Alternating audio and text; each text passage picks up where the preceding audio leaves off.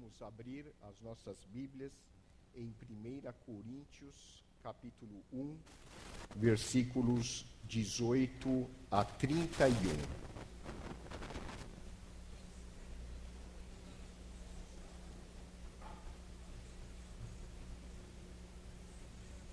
Diz assim a palavra de Deus: certamente a palavra da cruz é loucura para os que se perdem, mas para nós que somos salvos, poder de Deus.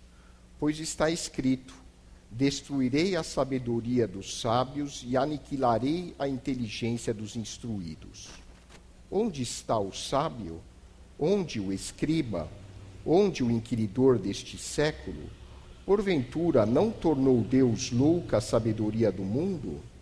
Visto como na sabedoria de Deus o mundo não o conheceu por sua própria sabedoria, aprove a Deus salvar os que creem pela loucura da pregação. Porque tanto os judeus pedem sinais, como os gregos buscam sabedoria.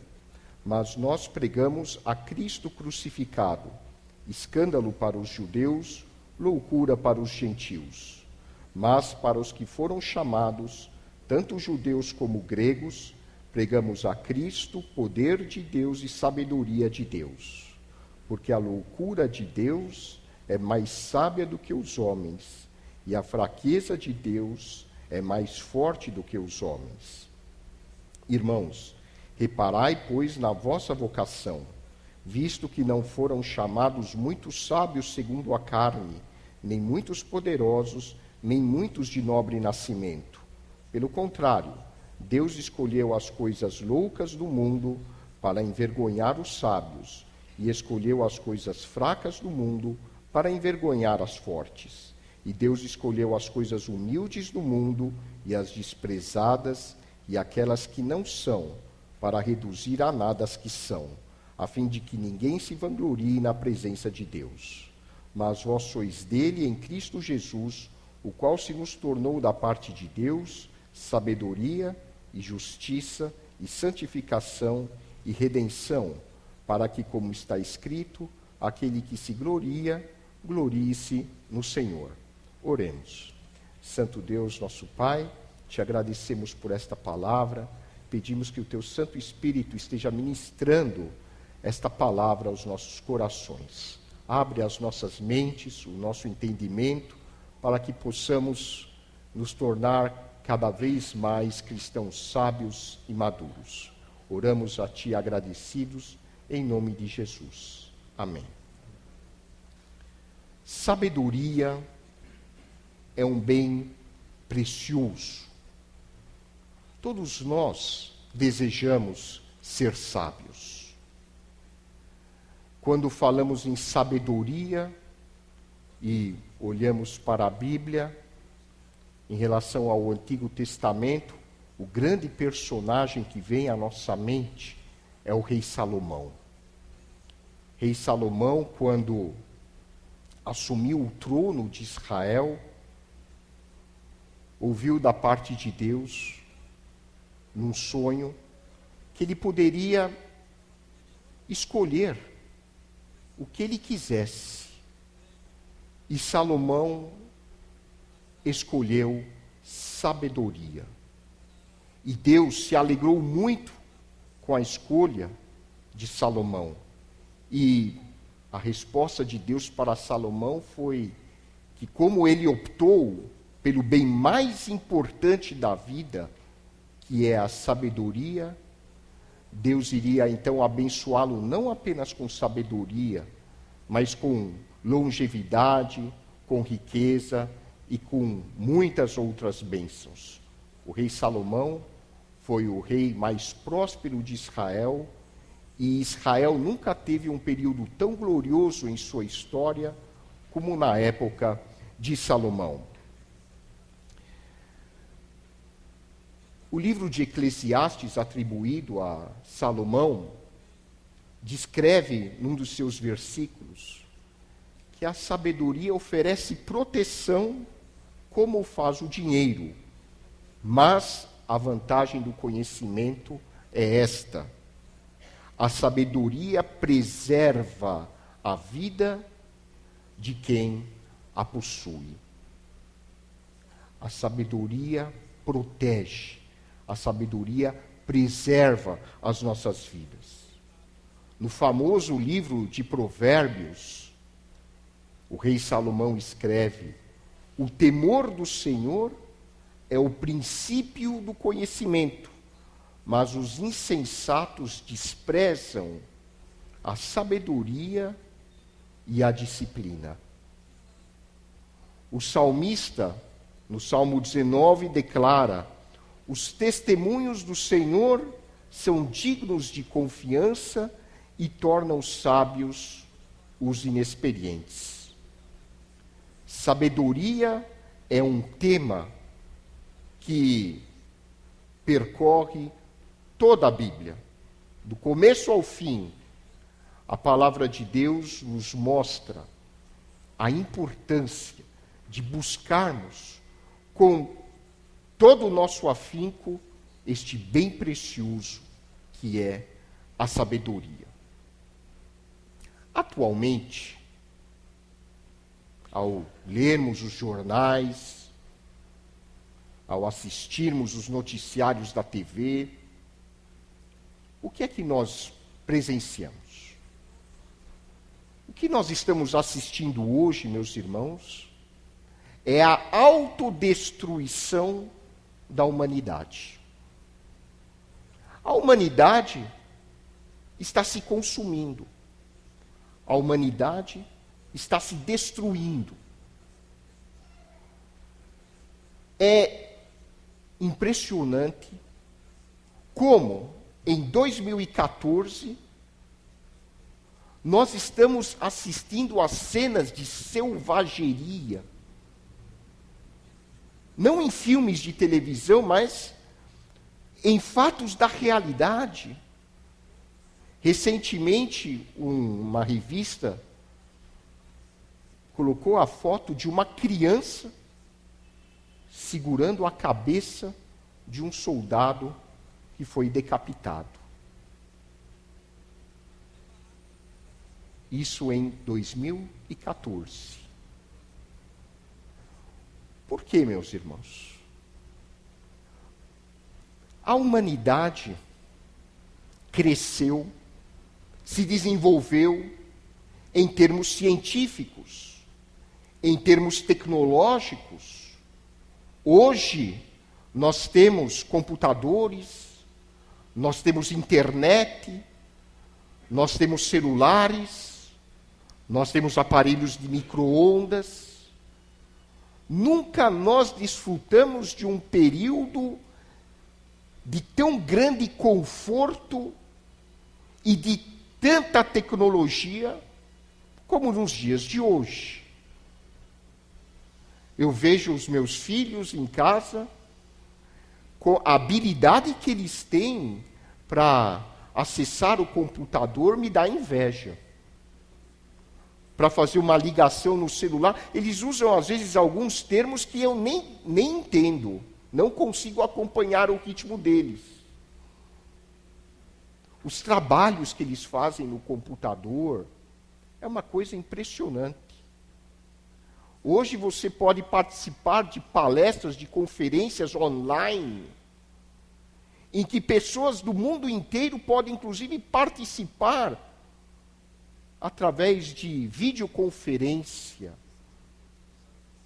Vejam a que ponto do avanço científico nós chegamos. No entanto, este avanço científico, tecnológico, não se fez acompanhar do necessário avanço espiritual. Espiritualmente, nós continuamos na idade da pedra. Espiritualmente, a humanidade continua primitiva. Emocionalmente, o ser humano continua um grande bebê chorão. E por isso, meus irmãos, nós assistimos a esta dicotomia em que, por um lado, algumas pessoas podem usar de grandes tecnologias e ser beneficiados por elas. Algumas pessoas podem fazer um tratamento e se submeter a uma cirurgia robótica, ou passar por um exame de PET scan, por uma ressonância magnética, enquanto a grande massa da população sequer tem acesso a um analgésico. Assistimos a uma desigualdade social sem proporções. Assistimos ao incremento da violência urbana. Nós nos chocamos com o número de mortos na guerra do Iraque. Nós nos chocamos com o número de mortos na Síria, no Sudão. Mas, de acordo com alguns dados, o número de pessoas que morrem no Brasil vítimas da violência urbana, vítimas do tráfico de drogas, é superior a estes países vítimas da guerra. Nós assistimos a uma acentuada proliferação de doenças mentais. A ansiedade e a depressão atingem proporções cada vez maiores da população mundial.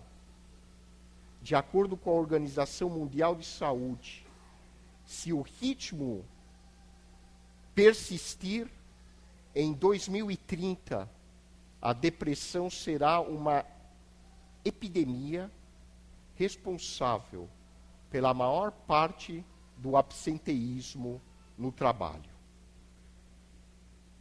O Ebola, a qualquer momento, pode chegar ao nosso país. Por que nós assistimos a esta polaridade? Porque nós não temos ainda sabedoria.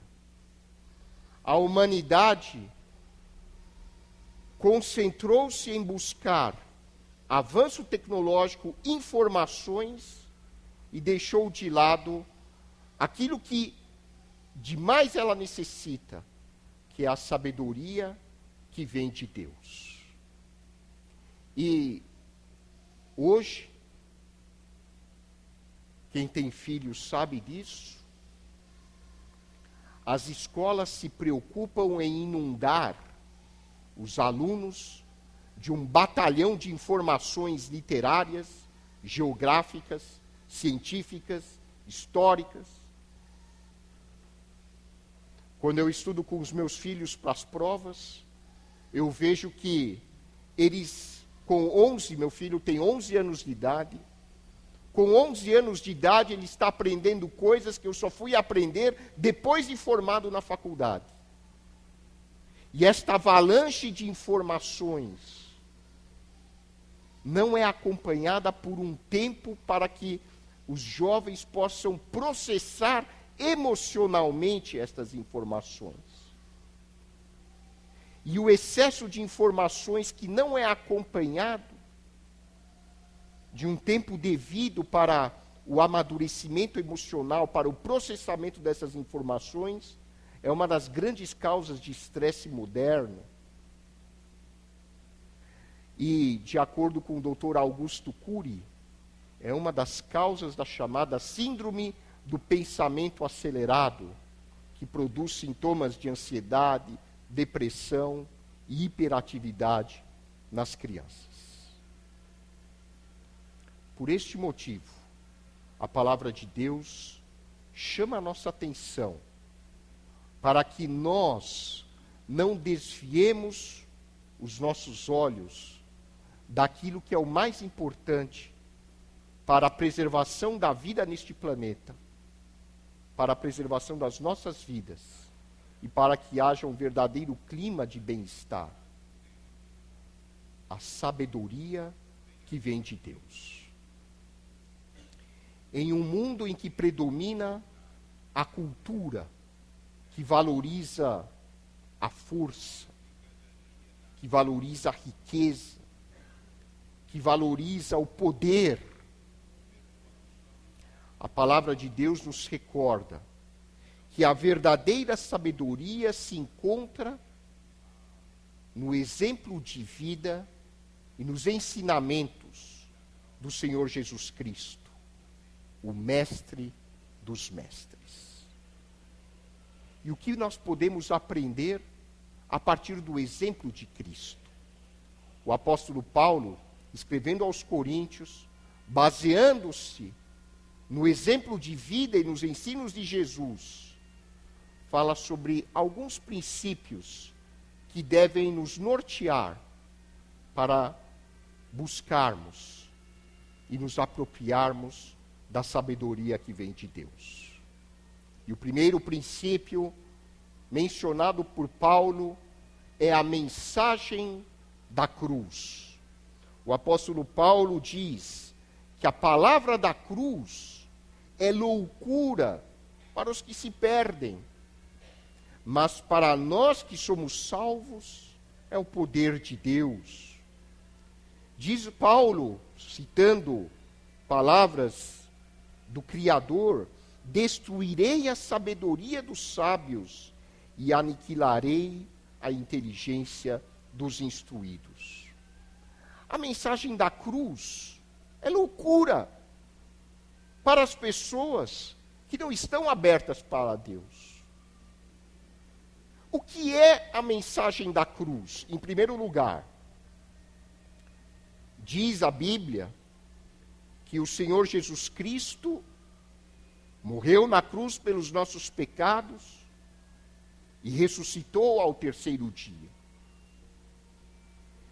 A mensagem da cruz é a mensagem pela qual nós podemos ter acesso a Deus. E por ela parecer ilógica ao raciocínio materialista da cultura que nos domina, ela é considerada uma mensagem louca. Porque a mensagem da cruz diz: você deve morrer para a sua velha identidade. Você deve se considerar morto com Cristo na cruz para esta mentalidade que domina a nossa cultura. Você deve se considerar morto para o pecado, morto para os antigos valores que norteavam a sua vida, que norteavam a minha vida. Nós devemos nos considerar mortos com Cristo para o egocentrismo, para o desejo de fama, para o desejo de ficarmos pessoas famosas, ricas, poderosas. Nós devemos nos considerar mortos para tudo aquilo que não agrada a Deus. E devemos nos considerar ressuscitados com Cristo para uma nova vida, em que os valores que devem nos nortear são os valores do reino de Deus. Por isso que o apóstolo Paulo diz que agora que nós morremos com Cristo, nós devemos abandonar a ira, abandonar a maledicência, abandonar a violência, abandonar o egocentrismo. Eu já não devo me considerar como o centro da minha vida. Mas quem deve ser agora o centro da minha vida é o Senhor Jesus Cristo. Ele é que passou a reinar no meu coração. E se Cristo passou a reinar no meu coração, agora os meus valores são outros. Agora os meus valores são a humildade, o amor, a solidariedade, a fraternidade, a humildade, valores que não têm ibope na cultura que domina a nossa sociedade. Vocês não vão ver pessoas brigando numa empresa para ver quem é o mais humilde, para ver quem é o que mais pode se doar para o próximo. Vocês não vão ver pessoas brigando para ver quem é aquela que pode mais contribuir para a obra de Deus, trabalhando para a igreja de alguma forma ou de outra. Nós não vamos ver na nossa sociedade pessoas disputando para ver quem ocupa o cargo mais humilde, seja na empresa, ou seja numa firma, enfim. Nós vamos ver, sim, pessoas lutando para conseguir os cargos mais famosos, os cargos que mais remuneram. Nós vamos ver disputas por poder. As pessoas dominadas pela cultura materialista da nossa sociedade consideram a mensagem da cruz como algo incompatível com a vida moderna. E por isso que Paulo diz enfaticamente que a mensagem da cruz é a única que pode realmente transformar a minha vida e a sua vida. Não é à toa que Cristo morreu numa cruz. Isto é simbólico, é emblemático. Em Romanos, no capítulo 6, o apóstolo Paulo diz: fomos, pois, sepultados com ele na morte pelo batismo, para que, como Cristo foi ressuscitado dentre os mortos pela glória do Pai, assim também andemos nós em novidade de vida. Porque se formos unidos com ele na semelhança da sua morte, certamente o seremos também na semelhança da sua ressurreição. Sabendo isto, que foi crucificado com ele o nosso velho homem, o velho Roy, o seu velho eu, foi crucificado com Cristo, com seus antigos valores, com seus antigos maus hábitos, com seus antigos vícios. O nosso velho homem está morto, morto na cruz. Embora este velho homem, com sua arrogância, com sua vaidade, ainda tente, em alguns momentos, voltar a assumir o comando da nossa personalidade. E por isso que o apóstolo Paulo diz que existe em cada um de nós uma verdadeira batalha espiritual entre a nossa carne, que é o nosso velho homem, e o nosso espírito, a nossa nova natureza dada por Deus. Existem momentos em que nós temos a tentação de voltarmos a ser o que éramos, a falar de forma rude com as pessoas, a tentar nos impor pela força, pelo orgulho. Às vezes nós nos vemos tendo aqueles mesmos desejos que tínhamos antes de nos unirmos a Cristo. Vontade de, ao invés de ir para a igreja, ir me divertir.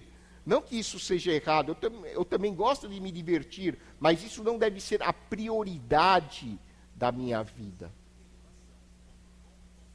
Jesus diz: buscar em primeiro lugar o reino de Deus, e todas as demais coisas vos serão acrescentadas.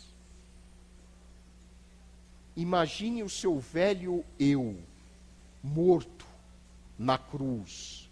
E depois Paulo em Romanos diz: assim também vós considerai-vos mortos para o pecado, mas vivos para Deus em Cristo Jesus.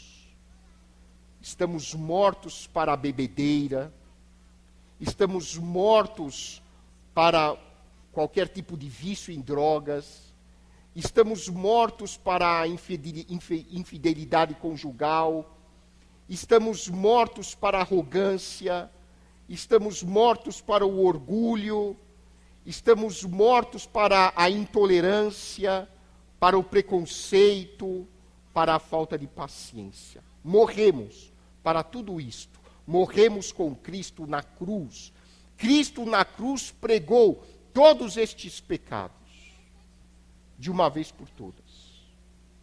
E nós ressuscitamos com Cristo para vivermos uma vida que glorifique a Deus.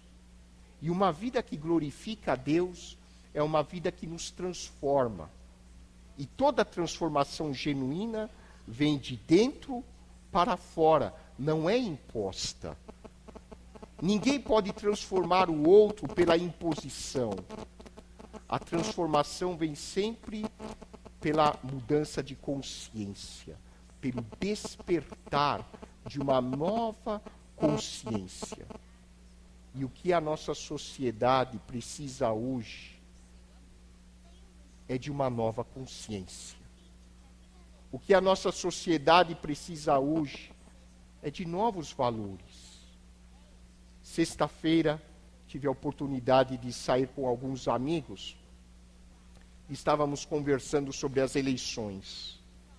E como nós nos iludimos, achando que mudando de presidente, ao invés de ser a pessoa A, se for a pessoa B, ou ao invés de ser a pessoa B, se for a pessoa C, então o nosso país será salvo. Não, meus irmãos. Não é a mudança de presidente que vai salvar esta nação. Não é a mudança no comando político das nações que vai salvar este mundo. O que vai salvar este mundo é que quando cada ser humano se transformar primeiramente. Não é mudando uma ou outra pessoa que nós vamos melhorar a história da nossa civilização, mas é mudando a cada um de nós primeiramente. Buscando, de fato, esta consciência de Cristo nas nossas vidas. Quando a cruz de Cristo fizer realmente efeito, a começar por mim e em todas as pessoas que habitam este mundo, nós não vamos ver mais cenas de crueldade. Nós não vamos mais ver pessoas matando outras em nome de Deus, em nome de alguma religião. Mas aí sim, nós vamos presenciar o cumprimento da profecia de Isaías, que Paulo cita nas suas epístolas. Todo joelho se dobrará e toda língua confessará que Jesus Cristo é o Senhor, para a glória de Deus Pai. Tem chão até chegar lá. Vai demorar. Porque ainda as pessoas precisam evoluir em sua consciência e compreender a necessidade dessa transformação interior. Em segundo lugar, para sermos sábios, de acordo com Paulo, devemos nos conscientizar de que a vida sem Deus é fútil. Fútil, não tem valor algum. O apóstolo Paulo, aqui na carta aos Coríntios, diz: onde está o sábio? Onde o escriba? Onde o inquiridor deste século? Porventura não tornou Deus louca a sabedoria do mundo? E aqui cabe uma explicação. Deus não está condenando a sabedoria humana, não. Deus não está condenando o conhecimento científico. Deus não está condenando a tecnologia. Deus não está condenando a cultura. Pelo contrário, Salomão foi o homem mais culto da sua época, e essa cultura foi dom de Deus. Mas o que Deus está nos dizendo é, enquanto a humanidade não colocar Deus em primeiro lugar e todo o resto a serviço de Deus, esta sabedoria, esta ciência se voltará contra o próprio ser humano. Querem uma prova? Quando o avião foi inventado, em pouco tempo, o avião foi usado como o mais poderoso instrumento de guerra. Quando descobriram a teoria da divisão atômica, em pouco tempo usaram esta teoria para construir o quê? A bomba atômica. Muitos compostos químicos foram utilizados como armas químicas para destruição em massa. Vejam que a tecnologia não está ao nosso serviço se não colocarmos Deus em primeiro lugar nas nossas vidas. É isto que Deus está dizendo aqui. Deus não está condenando a ciência, porque foi Ele quem criou a ciência. Deus não está condenando o estudo. Quanto mais você estudar, melhor. Desde que você considere que tudo que você fizer deve ser para Deus em primeiro lugar. E quando você coloca Deus em primeiro lugar na sua vida, quando eu coloco Deus em primeiro lugar na minha vida, automaticamente eu passo a servir ao próximo. Porque Deus está presente também no meu próximo. Eu sou um médico, mas se eu não colocar Deus em primeiro lugar na minha vida, eu vou usar a medicina para me promover e não para servir ao próximo. Percebem? A mesma coisa com você. Se Deus não ocupar o primeiro lugar na sua vida, a sua sabedoria é vã e a sua vida será fútil. Uma vida sem Deus, meus irmãos, é uma vida que não vale a pena ser vivida. É pura perda de tempo.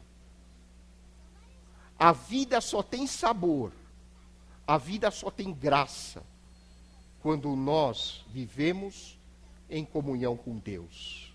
Quando nós nos sentimos amados por Deus. Quando nós nos sentimos aceitos incondicionalmente por Deus. Porque se eu não pensar desta maneira, a vida toda será uma luta para eu provar para mim mesmo algo que nem eu acredito que eu sou. Será um duelo. E não é à toa que as doenças mentais, cada vez mais, tornam-se mais e mais prevalentes na nossa população. Porque vivemos imersos em uma cultura que bota Deus em segundo plano. E nós estamos pagando muito caro por causa disso. E, finalmente, o apóstolo Paulo diz que, para sermos realmente sábios, precisamos cultivar a humildade. Humildade. Vejam o que Paulo diz. Irmãos, separai na vossa vocação, visto que não foram chamados muitos sábios segundo a carne, nem muitos poderosos, nem muitos de nobre nascimento. Pelo contrário, Deus escolheu as coisas loucas do mundo para envergonhar os sábios. Escolheu as coisas fracas do mundo para envergonhar as fortes. E Deus escolheu as coisas humildes do mundo e as desprezadas e aquelas que não são, para reduzir a nada as que são, a fim de que ninguém se vanglorie na presença de Deus. Para sermos sábios, precisamos reconhecer que nós somos completamente dependentes da graça de Deus. Sem Deus, nós não podemos ir a lugar algum. Sem Deus, o meu casamento vai fracassar. Sem Deus, a minha vida profissional vai fracassar. Sem Deus, eu não vou conseguir educar os meus filhos no caminho certo. Sem Deus, eu não posso fazer absolutamente nada. Sem Deus, eu sou inoperante. Quando nós reconhecemos que tudo que nós somos e que temos vem de Deus, aí nós começamos a nos tornar sábios. Não é atrás de títulos honoríficos que nós devemos buscar. Nós devemos ir atrás. Se tivermos, tudo bem. Mas não é esta a prioridade das nossas vidas. Para sermos sábios, como disse Jesus, aquele que está acima de todos, que seja servo de todos. Quando Tiago e João estavam disputando entre si para ver quem era mais importante diante de Jesus, Jesus lavou os pés, em um outro momento, lavou os pés dos discípulos. Jesus lavou os pés dos discípulos e disse: aquele que quiser ser importante, seja como eu, sirva o próximo. Por isso que Jesus disse que os últimos serão os primeiros. E às vezes o nosso orgulho, a nossa vaidade, o nosso pretenso conhecimento serve de barreira para nós termos uma verdadeira comunhão com Deus. Diante disso, o apóstolo Paulo conclui: mas vós sois dele em Cristo Jesus, o qual se nos tornou da parte de Deus sabedoria e justiça e santificação e redenção, para que, como está escrito, aquele que se gloria, glorie-se no Senhor. Cristo é a essência da verdadeira sabedoria. Hoje você e eu somos convocados por Deus para sermos instrumentos de transformação desta sociedade, deste mundo pervertido, cruel, autodestrutivo. Para isto, devemos nos conscientizar da mensagem da cruz, considerando-nos mortos para o pecado e ressurretos para amar a Deus e servir ao próximo. Esta é a verdadeira sabedoria. Que Deus nos abençoe.